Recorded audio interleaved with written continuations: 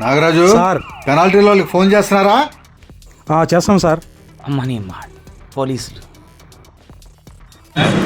తప్పుకున్నాడే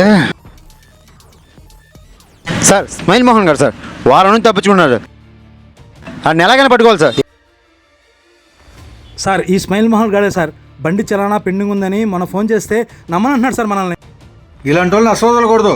అడొకటి వస్తున్నాడు కదా, మరి వెళ్దాం పదండి.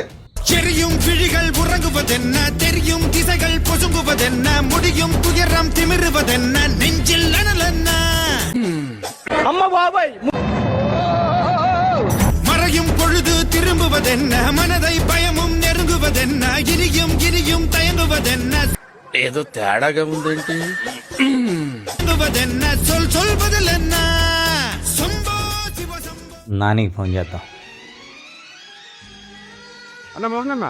నాని, నన్ను పోలీసులు కక్ష కట్టారు కానీ నీ డ్రోన్తో వాళ్ళు ఎక్కడున్నారో నాకు కనిపెట్టి కొంచెం చెప్పా. ఓకే అన్న.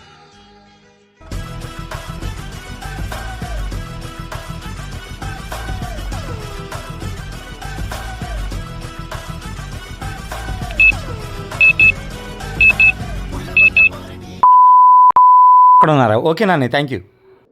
అమ్మని అమ్మ వీళ్ళు ఇక్కడ ఉన్నారేంటి? బుక్ అయిపోయాగా. రేయ్ వీడి ఇంతసేపడే దూరగడరా అనవద్దు. నాని నువ్వు పట్టించావా?